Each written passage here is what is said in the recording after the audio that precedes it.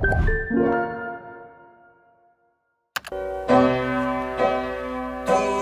me amas como sou, mas não me deixas como estou. Segui teus passos, sempre vou rumo ao encontro do teu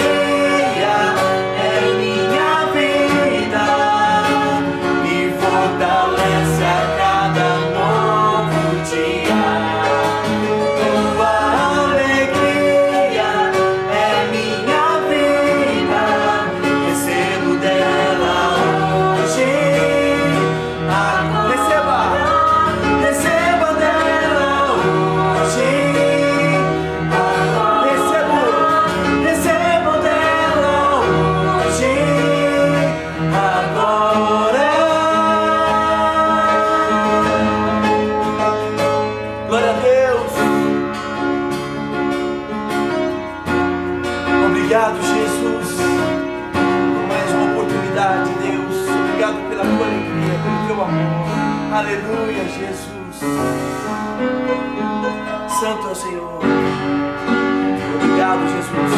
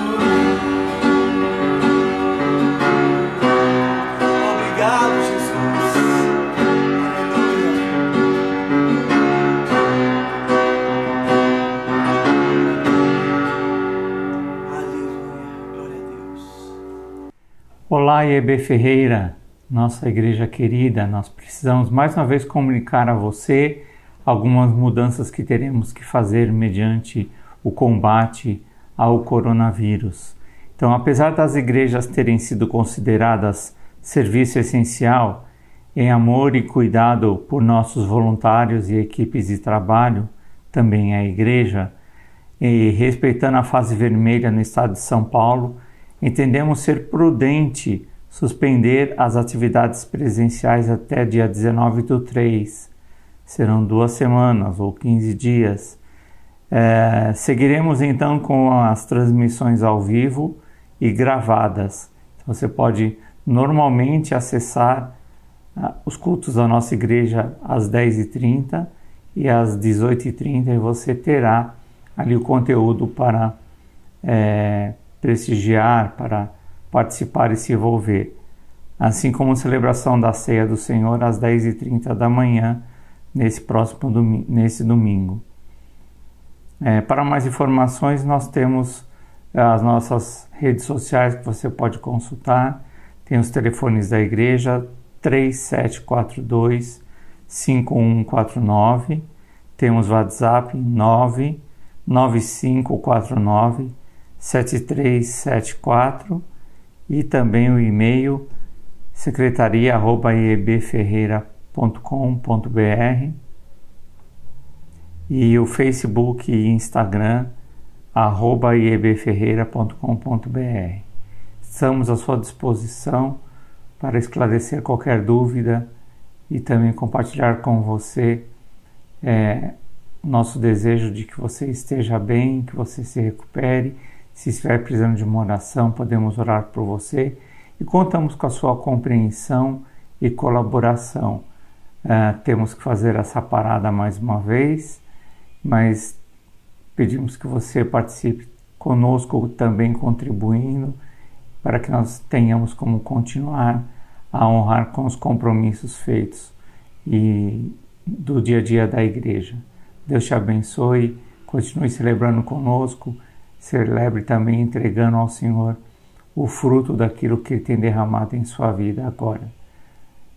Envie para nós o seu comprovante de transferência pelos nossos canais de internet e comunicação. Deus te abençoe. Abraço.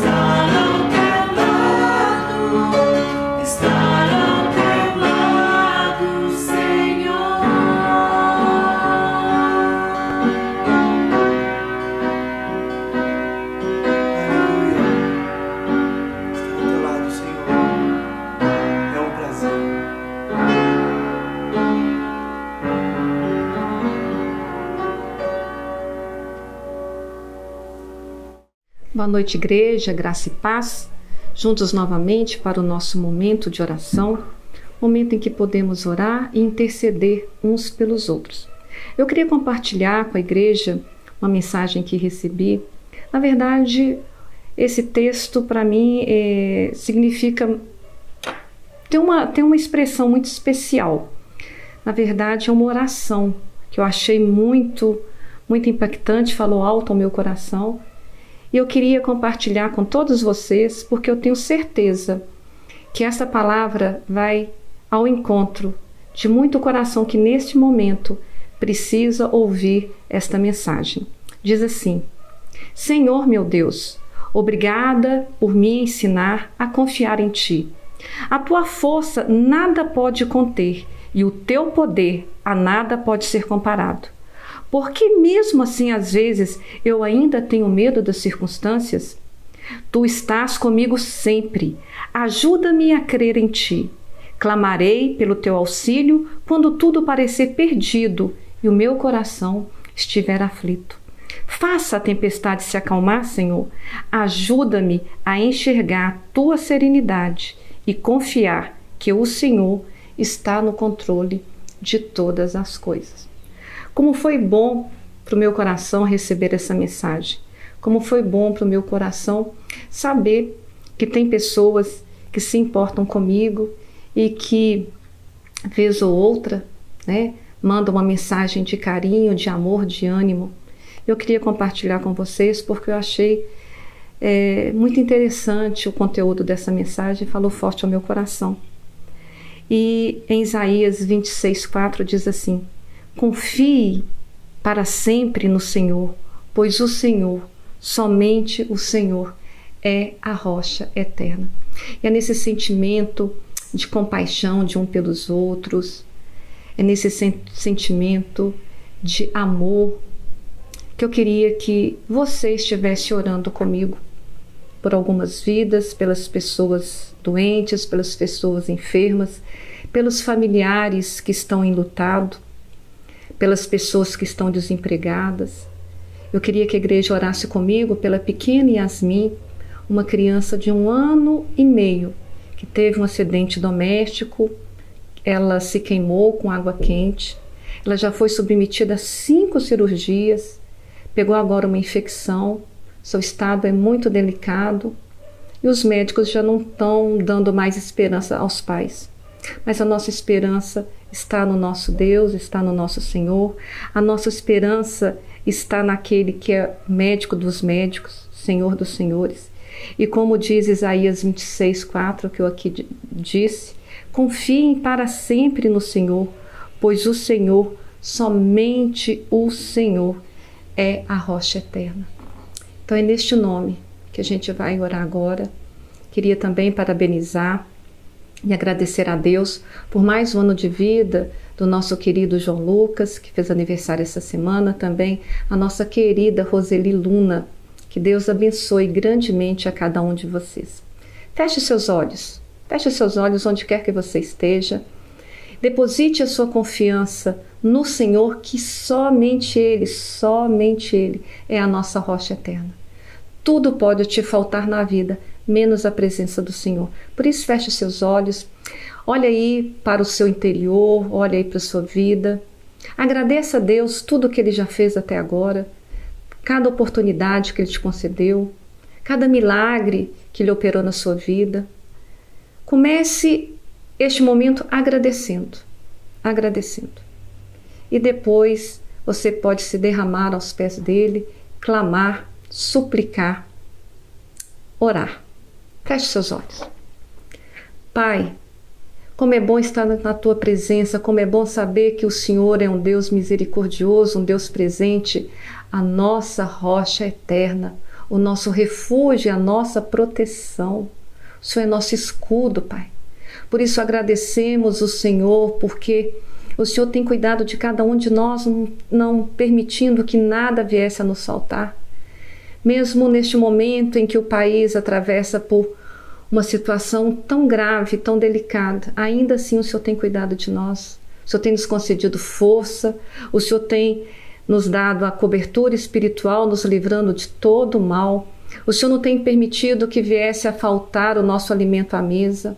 O Senhor tem nos concedido saúde ou ainda recursos para nos cuidarmos fisicamente.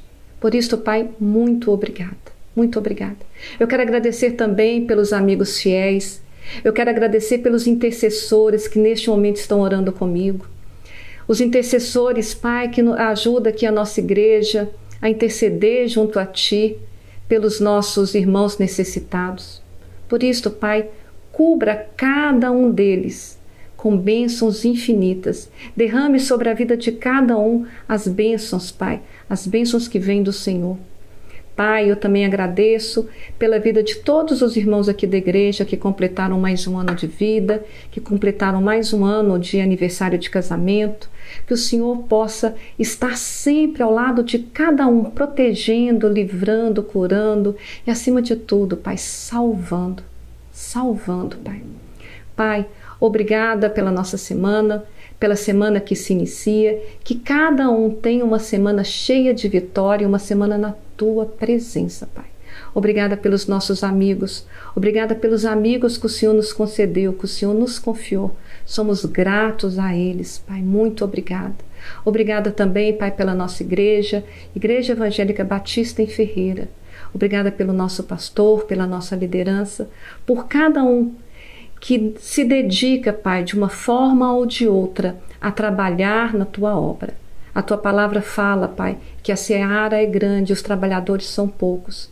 Que as pessoas possam entender da necessidade de estar ajudando, contribuindo na Sua obra com os dons e talentos que o Senhor nos concedeu. Obrigada, Pai.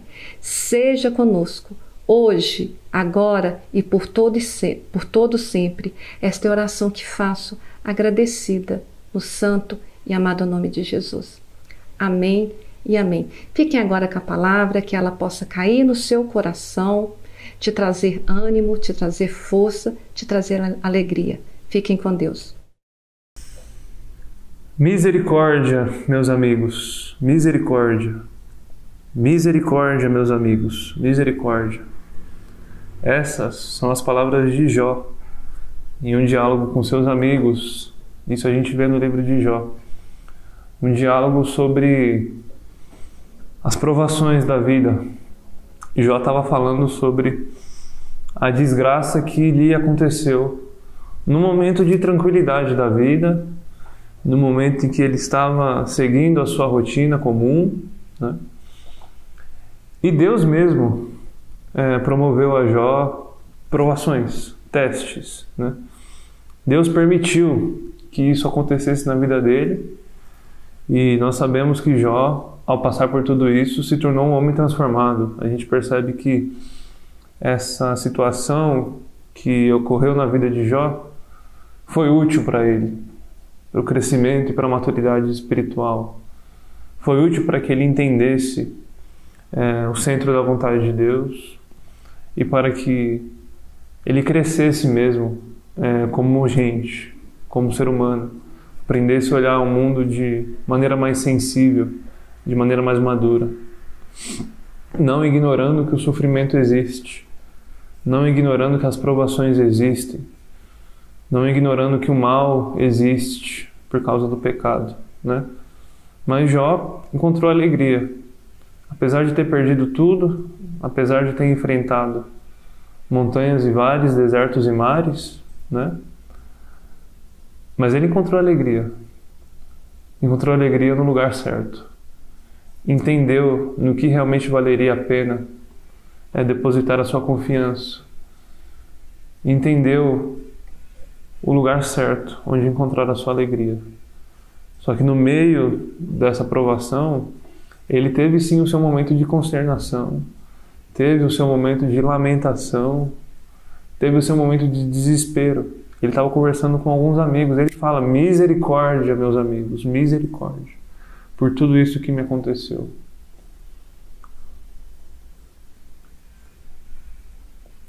A última celebração presencial, no horário das 18h30, que nós tivemos aqui em Ferreira, foi dia 8 de março de 2020. A nossa última celebração presencial no horário das 18h30 foi no dia 8 de março de 2020. Eu tive a oportunidade de ministrar a palavra naquela ocasião. Foi a primeira mensagem da nossa série sobre mandamentos recíprocos. Foi a primeira mensagem. Nós falamos sobre o amor de Jesus por nós em todas as circunstâncias. Nossa última celebração presencial às 18h30. Depois nós tivemos muitas séries de mensagem. E a nossa previsão para voltar era agora, dia 7 de março de 2021. Hoje, no domingo, que está sendo transmitida essa celebração online. Nós estávamos com a previsão de volta, do retorno, exatamente um ano depois. A celebração presencial às 18h30. Esse era o nosso planejamento. Exatamente nessa semana, dia 8, dia 9, 10 de 2020, do ano passado, foi quando desatinou a pandemia. Exatamente um ano, e nós tivemos que cancelar as nossas celebrações. Passou um ano, certinho, um ano mesmo, contado no calendário, um ano. Muita coisa aconteceu, né? Muita coisa mudou, muita coisa... nós tivemos que ser resilientes, nos adaptarmos, né? Só que foi um período de muitas provações. Eu acho que foi um período da gente dizer misericórdia, o que está acontecendo. E naquela semana do dia 8 de março, do Dia das Mulheres de 2020, que foi a nossa última celebração presencial, nós tivemos algumas especulações sobre o que seria depois de um ano. Não, ano que vem a gente vai estar bem, ano que vem já vai estar tudo resolvido, se Deus quiser, só 2020 a gente resolve essa situação. Ano que vem a gente continua. E passamos um ano certinho, contado. E o que nós temos, depois de um ano, nós temos o recorde de mortes no país e também no estado de São Paulo. Só nessa semana, há alguns dias, nós temos mais de 400 mortes só no nosso estado. Mais de 1.700 mortes na pandemia do Covid-19 no nosso país. Depois de um ano, período esse que nós achávamos que estaria tudo bem, não está. Pelo contrário, estamos vivendo a pior fase desde o início dessa pandemia. Isso não pode ser normal. Nós tivemos irmãos que se desvincularam da igreja. Nós tivemos irmãos que desanimaram na fé e que não querem mais saber dos serviços aqui na igreja. Nós estamos orando por esses, claro, mas também nós não podemos obrigar ninguém a nada, apesar de não desistirmos. A Bíblia nos ensina a não desistir de ninguém. Como nós também tivemos pessoas que morreram da nossa comunidade, que sofreram a pior parte dessa situação toda, que foi a morte, o luto, a perda. Pessoas queridas, pessoas amadas. Mais de 42 dias no nosso país, até o momento que essa gravação está sendo feita. Mais de 1.500 mortes todos os dias. É como se 5 aviões de grande porte, aviões de viagem de grande porte, caíssem e matassem todos os seus passageiros, todos os dias, 5 aviões. Misericórdia, meus amigos, misericórdia. Eu estava empolgado para nós vermos presencialmente aqui na igreja, lá no templo, no púlpito, nos assentos. Mas agora eu estou aqui na minha sala, fazendo o que eu faria no domingo na igreja junto com todos, aqui na minha sala, apenas com a equipe de gravação, tentando entender o que está acontecendo. Não pode ser normal. Só que, meus irmãos, apesar de tudo, há uma boa notícia.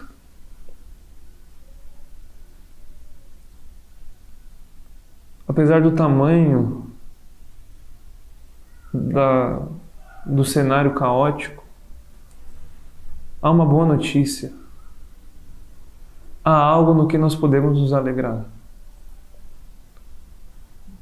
Apesar do luto, apesar da incerteza, apesar da dificuldade que a liderança está encontrando para podermos tocar o serviço, apesar de tudo, apesar da economia ferida, apesar do desemprego, apesar não só da morte, mas de tudo que essa pandemia tem nos proporcionado, apesar de tudo, meus irmãos, há uma boa notícia.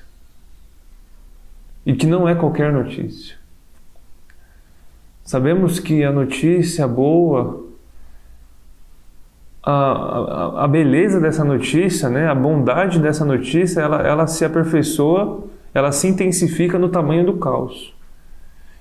Então, quanto maior o caos, melhor é a boa notícia, caso ela eventualmente venha e tenha e exista. E nós temos uma boa notícia, que não é qualquer boa notícia. Boa notícia é que nós podemos considerar motivo de grande alegria o fato de nós passarmos por provações. Podemos considerar motivo de grande alegria o fato de nós passarmos por provações. A Bíblia Sagrada, o livro que sempre tem razão. Livro que nos ensina a honrarmos a Deus, Criador dos céus e da terra, cuidador de tudo, sustentador de tudo, da minha e da sua vida. Nos ensina e nos mostra que nós podemos considerar, nós podemos encontrar alegria no meio das provações. Como assim?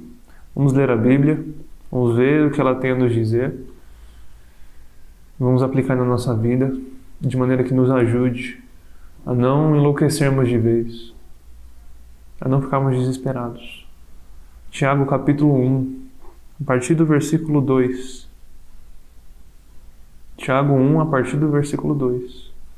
Diz o seguinte: Meus irmãos, considerai motivo de grande alegria o fato de passardes por diversas provações, sabendo que a prova da vossa fé produz perseverança.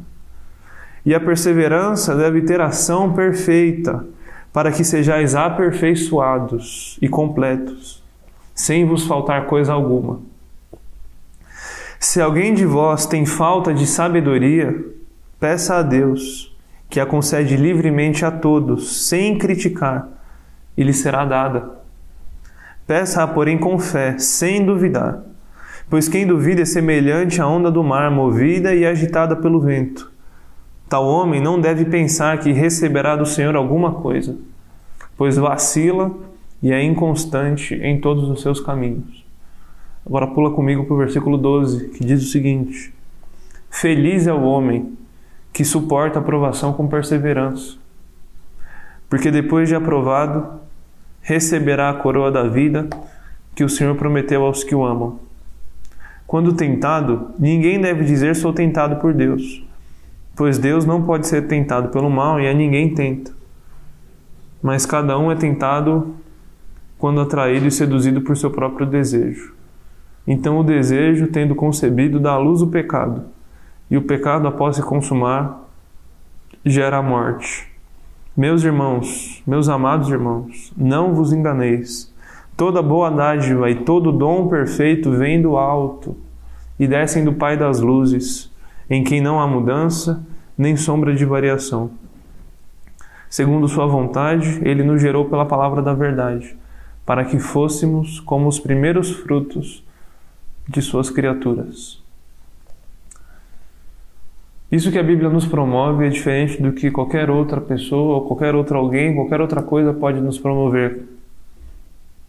Considerem motivo de alegria as provações que vocês têm passado. Que isso? Onde nós podemos encontrar alegria nesse cenário caótico, meus irmãos? As provações, elas são pedagógicas. Elas são passageiras, mas elas são pedagógicas. Elas têm muito a nos ensinar. São elas que mostram se a nossa fé é genuína. O que significa provações nesse texto? O termo original diz teste, prova, comprovação se algo é genuíno ou não. Então, na escola, quando a gente estuda, um semestre todo, na faculdade, enfim, nós nos preparamos para quê? Para as provas. Para saber o quê? Se a gente aprendeu ou não. Irmãos, aqui na igreja, nós estamos se preparando para o quê? Para a provação. Aqui na igreja, em tudo que a gente conversa e vive aqui como corpo de Jesus, as nossas reuniões, nós estamos se preparando para quê? Para a provação, para os testes da vida, para aquilo que tenta nos abalar. Porque o que nós estamos construindo aqui? Fé. Fé. E a fé serve para quê? Para nos ensinar a viver. Para a gente não desfalecer nos assuntos mais pesados e doloridos e entristecedores da nossa vida. Então a nossa fé, ela precisa ser provada, meus irmãos. E ao vencermos as provações, nós encontraremos a alegria porque perceberemos que a nossa fé é genuína e que ela produziu perseverança. Mas por que deve ser assim, Felipe? Por que tem que ter provações? Porque veja a maneira como o mundo se estabeleceu. Veja o mal que os próprios seres humanos causaram a si mesmos. Veja. Veja a corrupção. Veja a ganância. Veja os infortúnios. Veja o interesse próprio. O despotismo. Veja. Então não adianta desejar arco-íris. Não adianta desejar dias felizes. E nós vamos passar por provações de qualquer jeito. A boa notícia é que Deus, que é o nosso Pai, que nos ama, diz para nós: considerem alegria e não tristeza o fato de vocês passarem por provações. Considere alegria o fato de que você pode ter fé em Deus quando você está desempregado, quando você está passando por qualquer coisa, quando você não tem mais perspectiva. Tente, meus irmãos, faça um esforço, tente olhar para essa situação pela perspectiva da bondade de Deus e não pela perspectiva da ira de Deus. Tente olhar para essas situações pela perspectiva do cuidado de Deus e não pela perspectiva da inexistência de Deus. Porque às vezes a gente é assim, né? Tá tudo bem, Deus é maravilhoso, mas aconteceu qualquer coisa, Deus não existe. Porque se existisse, não estaria deixando acontecer isso. Me lembro das palavras do nosso ex-governador Geraldo Alckmin. Quando ele perdeu seu filho num acidente, numa situação triste, ele disse: será que Deus existe mesmo? Então, o que acontece aí é uma fé que foi testada, que foi posta à prova e que, infelizmente, foi mostrada como uma fé não genuína. Talvez nós precisamos crescer na maturidade e não nos relacionarmos com Deus por interesse. E como que a gente vai saber disso? Quando nossa fé foi provada e nós não amaldiçoarmos a Deus. Assim como fez Jó. Deus me deu, Deus tomou. Louvado seja, meu irmão. Louvado seja por tudo que acontece. Então é muito bonita a letra da canção que diz: cada vez que a minha fé é provada, tu me dás a chance de crescer um pouco mais. As montanhas e vales, desertos e mares que atravesso me levam para mais perto de ti. É isso que Deus busca. Esse é o entendimento que só o povo de Deus nessa terra tem. De conseguir olhar para o caos e encontrar alegria. Encontrar essa boa notícia. Porque a prova da nossa fé produz a nossa perseverança. Para quê? Para que nós sejamos aperfeiçoados e completos, sem que nos falte coisa alguma. A gente não tem que pedir a Deus todas as coisas para que nós experimentemos bem a vida, para que nós desfrutemos bem a vida. Pelo contrário, Deus nos deu a vida para que aí sim a gente experimente todas as coisas.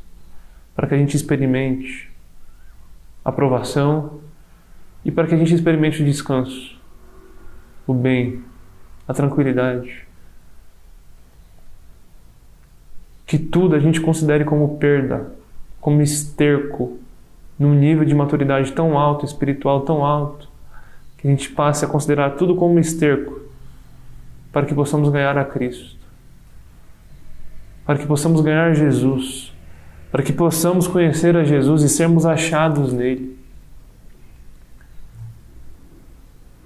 Então a gente pode até pedir a Deus bens, riquezas, só que o que nos será dado, irmão, num mundo como esse? Será nos dado a oportunidade de sermos humildes, e de, na nossa humildade, sermos bem-aventurados, porque esses, de acordo com a promessa de Jesus, são os que receberão a terra por herança. Receberão as bênçãos celestiais e não as bênçãos desse mundo. Não vale a pena, meus irmãos. Não vale a pena nós buscarmos nada aqui, porque nós não pertencemos aqui. A nossa alma, a nossa natureza, ela clama e geme por algo que não é daqui. Existem motivos muito mais dignos pelos quais nós devamos morrer do que os motivos deste mundo, meus irmãos. E claro, da gente viver isso, vai chegar a hora que a gente vai dizer misericórdia. Mas, meus irmãos, o que eu estou querendo dizer é que vamos pedir sabedoria a Deus.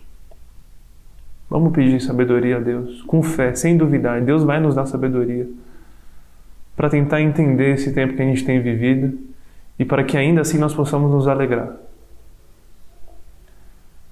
Ninguém é tentado por Deus. Existe diferença entre tentação e provação. Ah, mas a tentação é uma provação também, não é?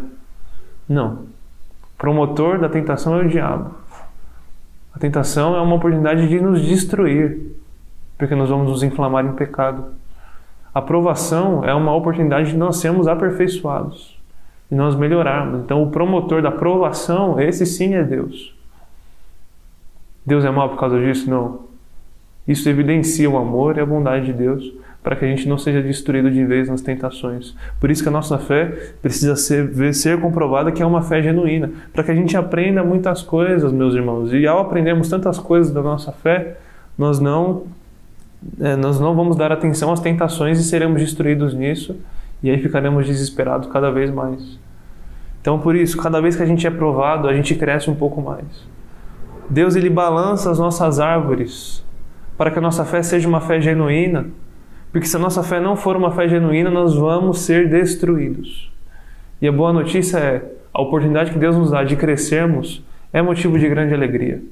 Então o que a Bíblia está falando é, não fica buscando o sofrimento, não fica buscando a aprovação, porque aí sim vai ter alegria. Não, mas o que a Bíblia está falando é considerem.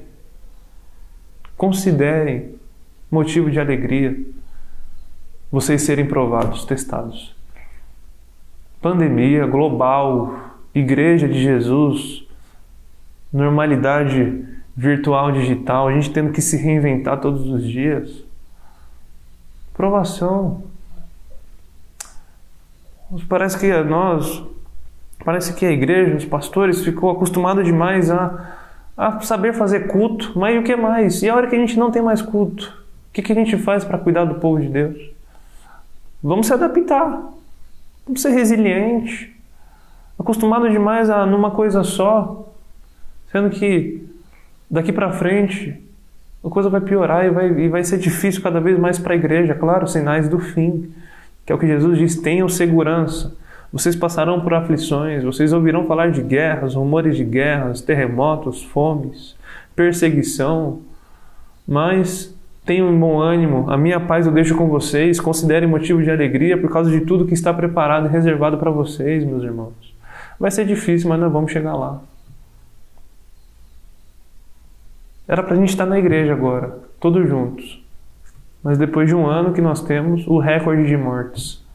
Recorde. Provação, famílias tendo provadas, testadas. Para quê? Para saber se a nossa fé é de fato genuína. Eu espero mesmo que nós encontremos força no lugar certo.